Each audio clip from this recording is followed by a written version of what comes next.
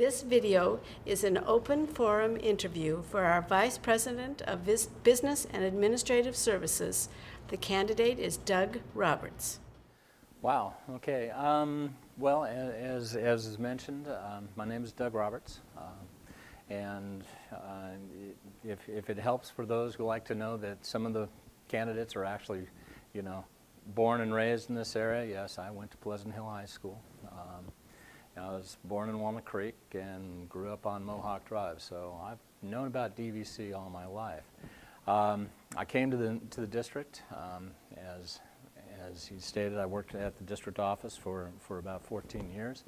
I was the external auditor, and the person in my position at the time over there, Chuck Ely, the audit firm had just given Chuck kind of a pretty rough audit, and his comment was pretty much, okay, wise guy, if you think you're that good, why don't you come here and help us out? And as I like to put it, everyone's entitled to one mistake. That's a joke. Feel free to laugh anytime. So I worked at the district. I was the comptroller for a number of years. I've worked for a whole slew of presidents, and have worked with many of the business directors, CBOs, at the various colleges. So I am familiar with Chris, Bruce Cutler, Marilis Magalong. I've worked with several of the presidents. I know in my interview yesterday, everyone had their nameplates in front of me, and I'm kind of like going, yes, I remember these folks. And I just hope that they remember me in the kind of fondness that happens after people have been absent for a while. I have been serving at Santa Rosa Junior College as the CBO. I currently oversee not only the accounting and finance, the budgetary, purchasing, bookstore, graphics, warehousing, police services. I said bookstore, food services. I'm sure I'm leaving two or three other aspects out. I also serve as currently as the risk manager. That's for the insurance. I serve on all the strategic planning committees, the instructional technology committee, the facilities committee. Basically, I'm involved in everything that's going on at Santa Rosa Junior College. From a personal standpoint, I mentioned that I grew up in the area. My educational background is actually, I have 2 bachelor's degrees. One's in geology from Cal. Another is in accounting from CSU Sacramento, and I'm also a licensed CPA. And I serve as I'm the treasurer for the Santa Rosa Junior College Foundation, the Santa Rosa Junior College Schoen Farm Foundation, and for the Cal Band alumni folks. Yes, when I was at Cal, I was in the marching band. So tells you a little bit about me. This is really a lot more about you all asking me questions. There's probably not too many aspects of, what's going on at community colleges that I'm, currently not involved in, but this is really your forum to ask me questions. So why don't we get to that part, if that's all right? I'm looking at Newen there, thinking he's going to jump in. Well, Santa Rosa hasn't won every time. I distinctly recall a couple of very pivotal baseball games, and I won't tell you who won. Well, without going into everything about community college funding, a lot of the funding that we get is through the the apportionment process. It's the largest portion, but for a lot of other districts, a large portion of the funding that they get that still remains in the unrestricted general fund is that from non-resident tuition. I know I was here back in the early days with Alex with regards to getting that off the ground, and I think that generates for the district somewhere between $10 or $11 million. That's one of the larger areas that districts and colleges can increase their revenues. Facilities use fee is definitely an area that colleges can earn revenues, and I know that really impacts of the athletics, because there are a lot of athletic programs, a lot of clubs, organizations that want to use college facilities. And part of the issue there is always making sure that whatever you're bringing in facilities use fee is covering the costs, and and not destroying facilities that we would otherwise be using for for the colleges. Now, where I am right now, we have a college foundation. It's pretty robust, and they are able to provide funding to the college. Bookstores should be able to provide some funding to the college. The college I'm at right now, the food services is provided by an outside vendor that pays a commission to the college. There are advertising opportunities. I can, and this is where my memory begins to fail me. I can't remember if you all charge a permit fee for parking. You do? Okay. Obviously that should be bringing in revenues to the colleges. There are various fines and fees, although I don't really like talking about fines that much. But as far as materials use fees, there are some real restrictions with regards to what we can charge. I know when at the State Chancellor's office, Ralph Black put out a small tome about yay thick that lists all the fees that we cannot charge. It's, we're very limited with regards to what we can generate. But for those things that we can generate, as I mentioned a few of them, and I know that some organizations will put on events. There are some districts I know that are very heavily into the flea market business, and Sundays, their parking lots are just full, and so there are opportunities. But one of the issues, especially, and again that gets back to facility use, is making sure that your facilities are being made available for the students and not for just revenue generation, because we are here after all for the students.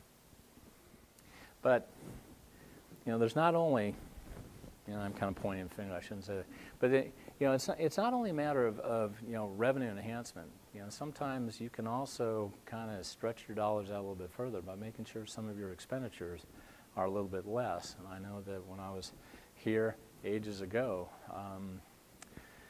we embarked on a plan where we spent a little bit more money and started funding the knee braces for all of the football players, and that created a real savings on the insurance, because then our experience, the torn ACLs went way down, and I know, hopefully that's still a program that's going on, and there are some other things you can do with regards to self-insurance, so that basically you're taking on some of the risk and can really develop some huge savings, from that standpoint.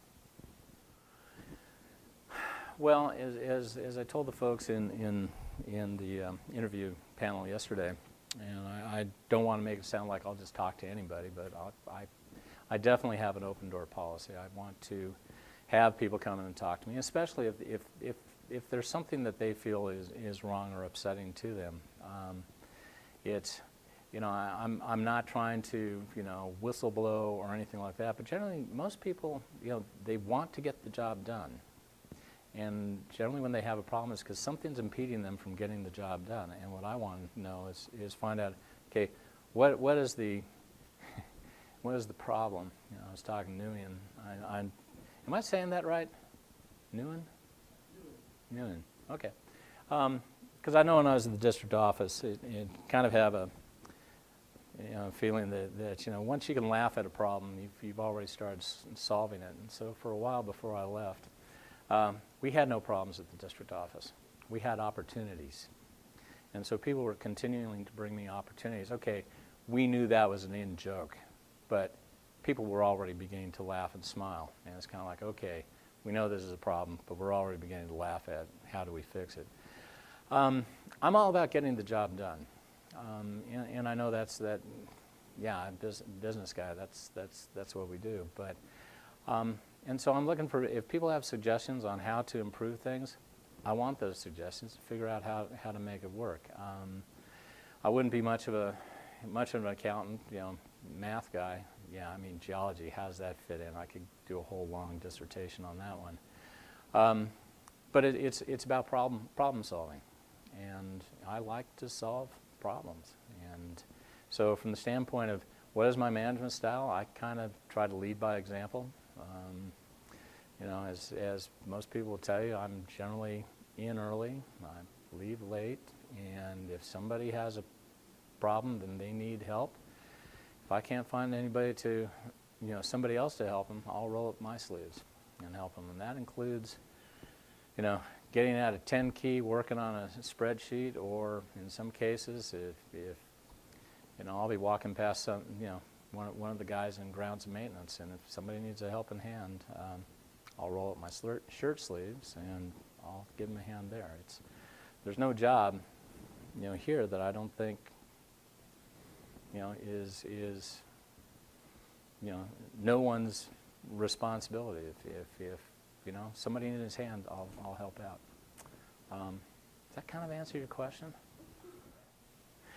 Well, as I told Pete, and as I told the committee yesterday, I kind of throw myself into the work that I do, and I'm not saying that y'all weren't my first community college love, but y'all were.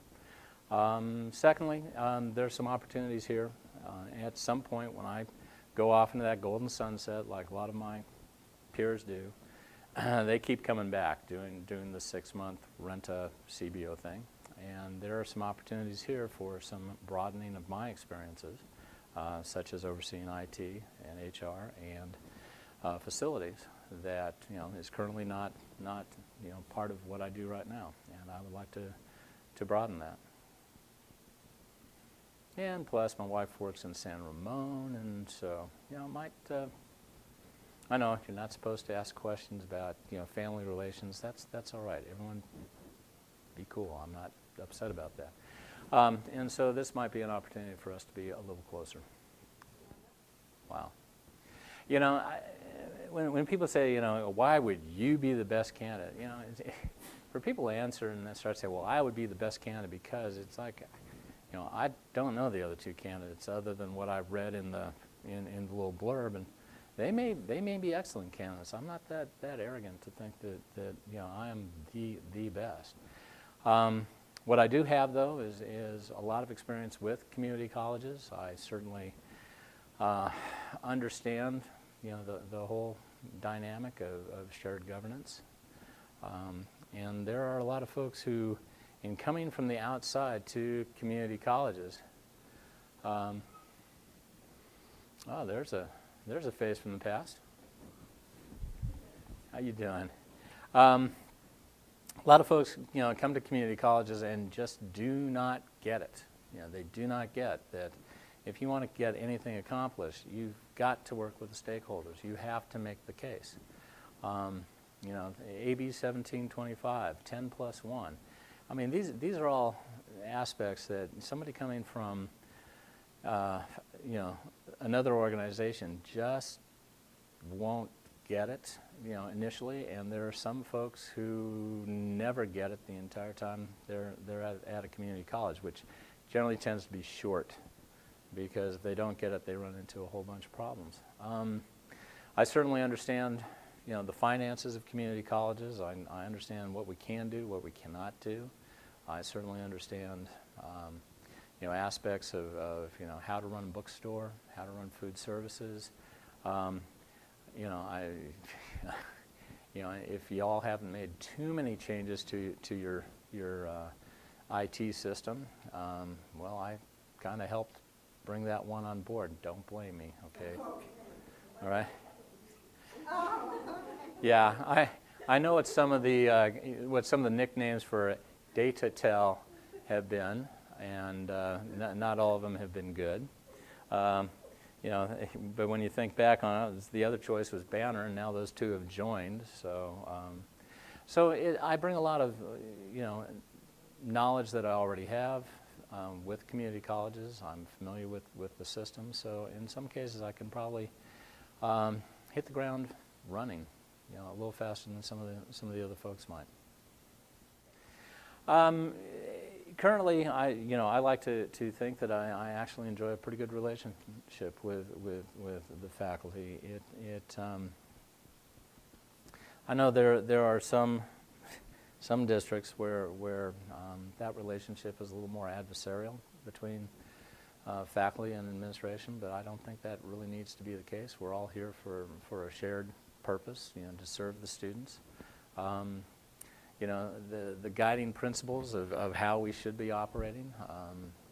You know, every 6 years we all get to do the accreditation study, and we all get to show how it is that we are meeting all the standards that they have, and that means, you know, you know, pretty much a collaborative, you know, interaction between, you know, it's not just administration, faculty, but it's everybody.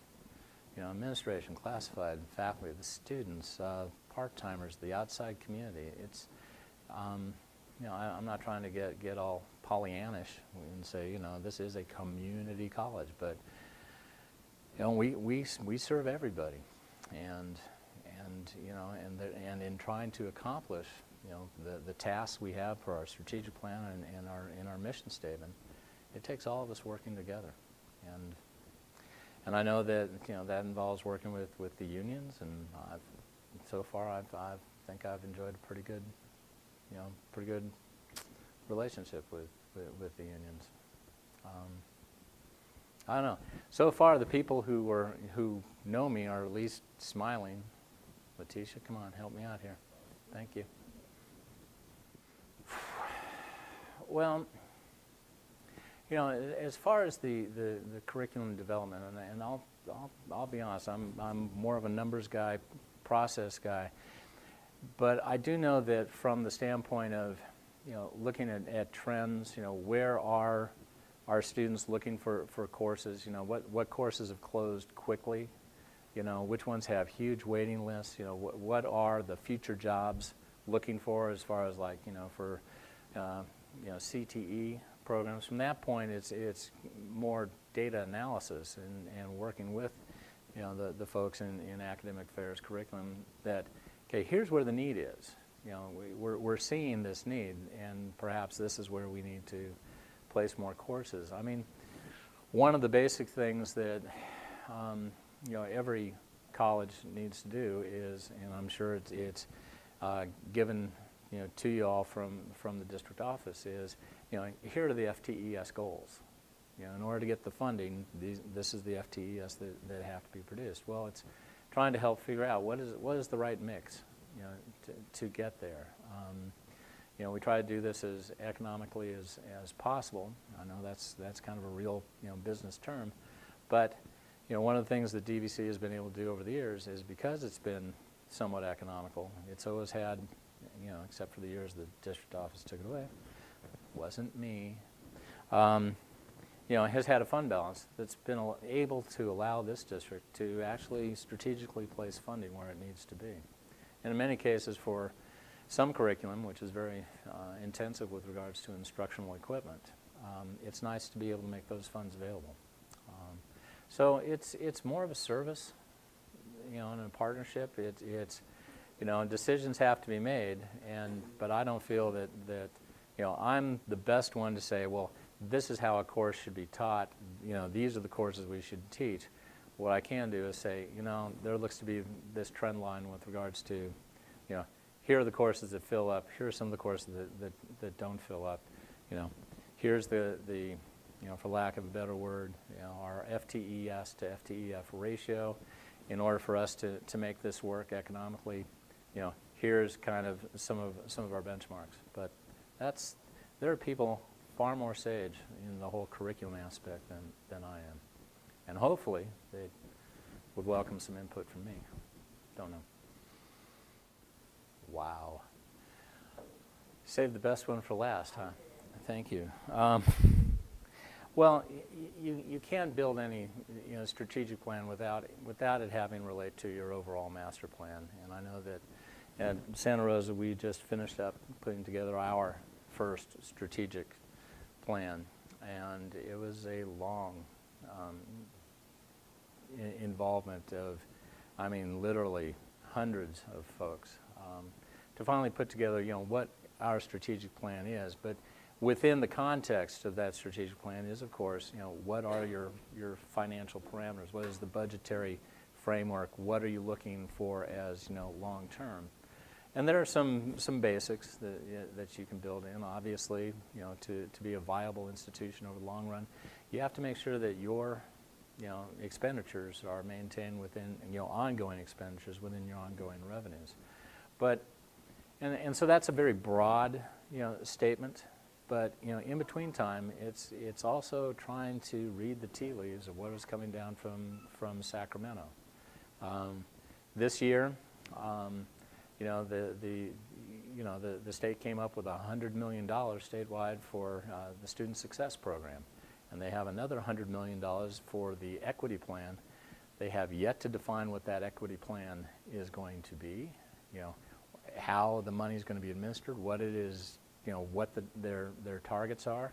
We know what they're trying to do with the Student Success Plan, but it's being, you know, nimble enough and to also understand how much money is coming down the pipe, what are the match requirements, because that is involved with SSSP, and who are the folks that we need to hire with regards to how to use that money. So from the standpoint of, you know, long-range plans, it's, you know, looking at your demographics, looking at your growth.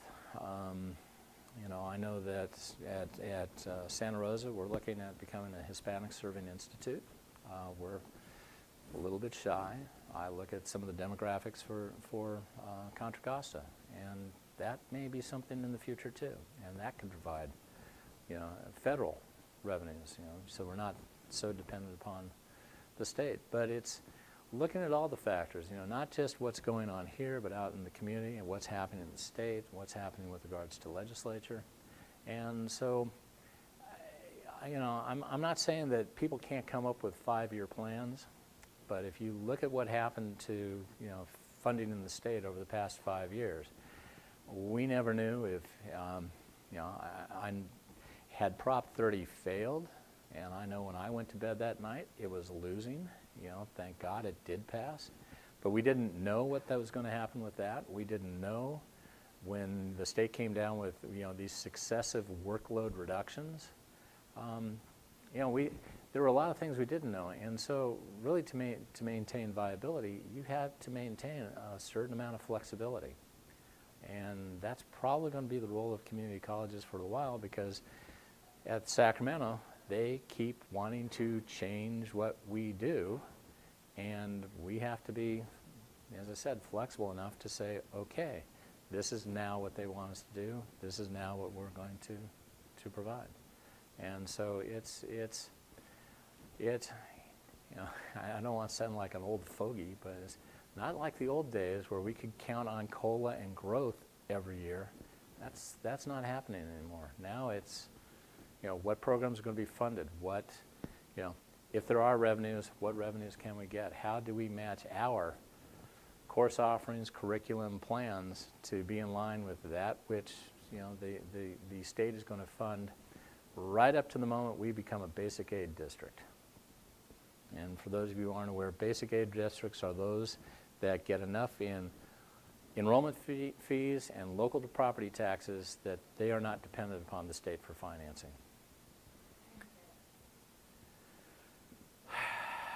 Well,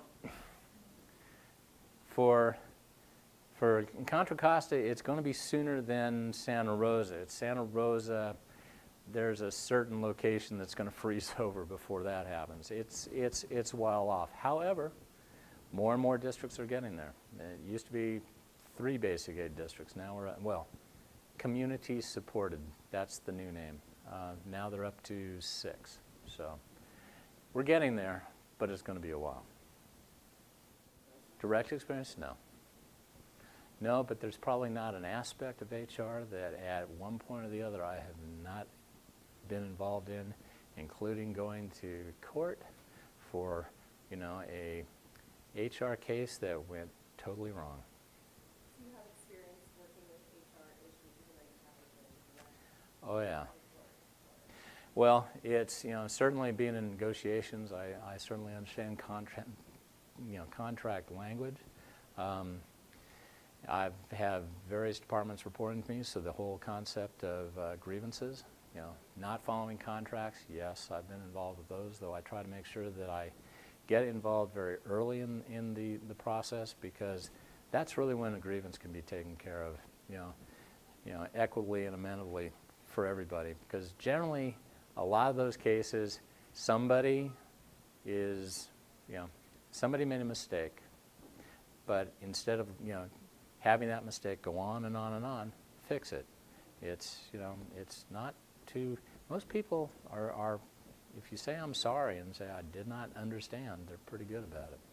But yeah, from that standpoint to, I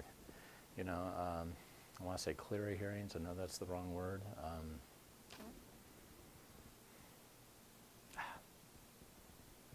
I can't remember when you go through an administrative judge for a case, if it gets that far, I've been involved with those too. So, yeah, you don't get to a vice presidency without getting involved in just about a little bit of everything.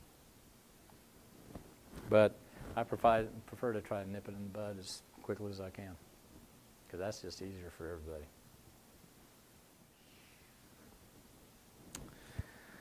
The worst case scenario. The worst problem I probably had to face, and it was an ongoing one, has been the last 5 years, having to deal with continued reduction in funding from the state, coupled with ongoing increases in expenditures, and trying to convince folks that, for the long-term good of the college, that it was going to take some shared sacrifice.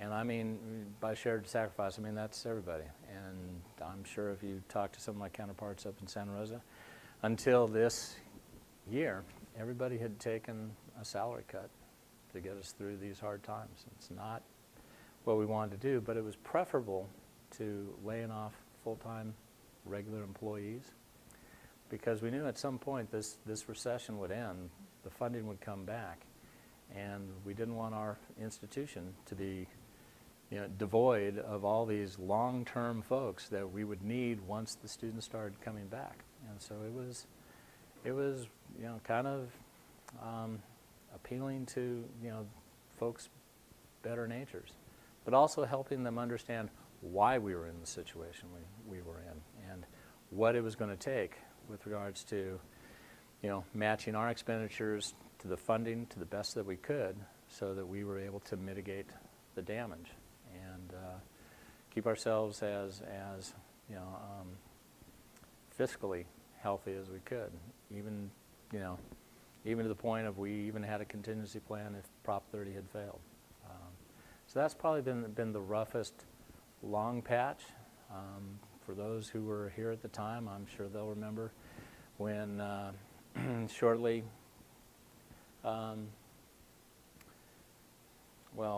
when a former chancellor who, Charles Spence had left.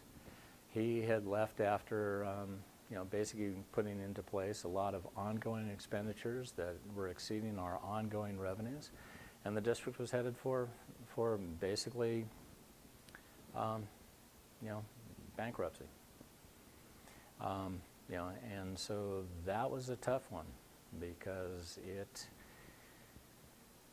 it was not easily explainable to folks how it could be that the person at the top, who was basically telling people how great things were, how it suddenly turned around once he left to how bad things were. But a lot of that had to do with communication, and so that was it was a very difficult time. And I wasn't the chancellor. I wasn't the vice chancellor.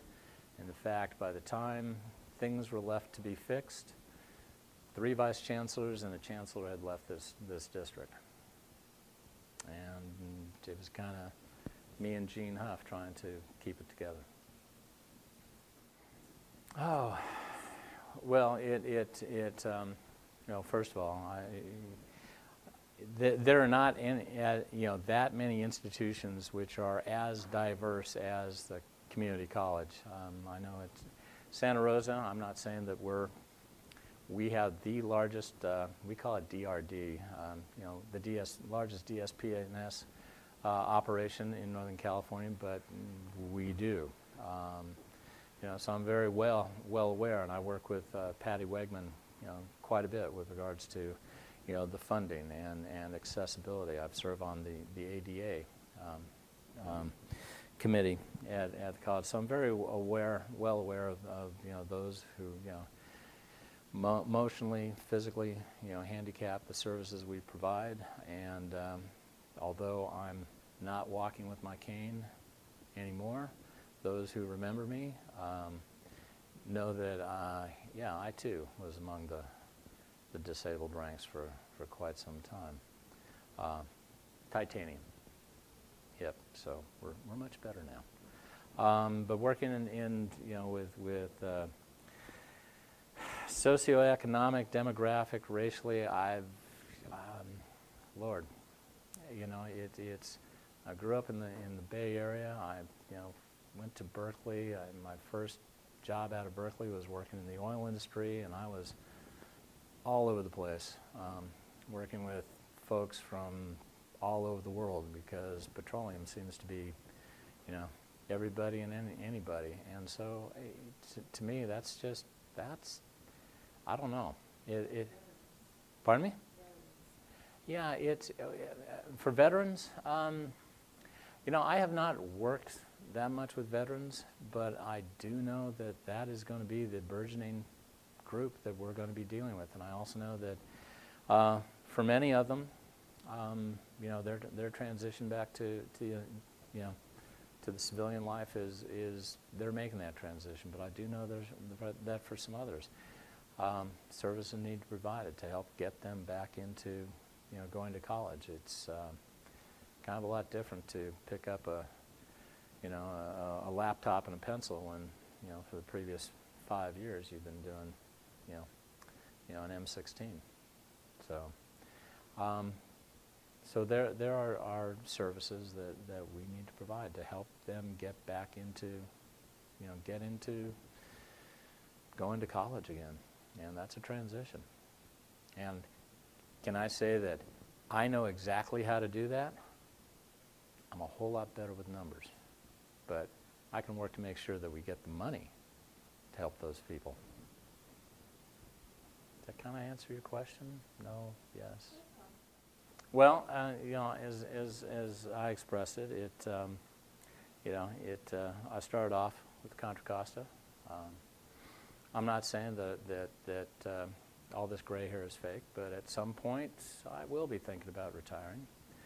Not right away. Again, I know I'm not supposed to talk about family, but my daughter's only a sophomore in college, and she thinks she might want to go on to med school. So somebody here has to remain gainfully employed for a number of years to come. But that being said, currently I have a, how do I put this? My wife works in San Ramon, I work in Santa Rosa. It'd kind of be a little better as far as being able to see one another if we were a little more centrally located, and this would certainly be one of those aspects. The other one is, as I said, if when I do retire, I will want to probably do the 6-month renta CBO, and to do that, it would help for me to broaden my experiences. And so there's a couple of aspects that would be reporting to this position that do not report to me right now, and I would like to branch out and have those experiences. Those are kind of the top two. The top 5. That's. Do I have to have more than 2? Well, what about DVC? Specifically? Well, DVC. I could be kind of tongue-in-cheek and say, well, because Contra Costa is not open and neither is Los Medanos, I would say that probably while I was at the district office, I probably spent more time dealing with DVC than the other two. It's kind of I'm not saying it's the backyard to the district office, but you know, having grown up here, it's, you know, my in-laws still live in Walnut Creek, and so it was quite easy to come here. And then if I had to do anything family-wise, it was, you know, kind of real easy, you know, hop, step, and jump. I know all the back ways between, you know, here and Martinez if I have to get to the district office. As I said, that's kind of where I grew up. This is, yeah, essentially this is kind of the area I grew up. So it wasn't over in San Pablo, and it wasn't over in Antioch. It was, you know, Walnut Creek and Pleasant Hill. And I go back far enough to remember when you could actually tell the difference between Walnut Creek and when you were in Pleasant Hill and or Concord or in Danville. There was actually fields. I remember the Walnut Festival when we actually had a huge walnut festival. So it's kind of, yeah, I know, I'm kind of an old throwback. Yeah, it's an opportunity, and it doesn't come up that often. Well, thank you. It's you know, I would say it's been fun, but come on, I don't want to start off saying, no, it's always a little nerve-wracking to do this, but hopefully I answered your questions, and if I haven't, you all know how to get a hold of me. Mm-hmm. Yeah, after class. Okay.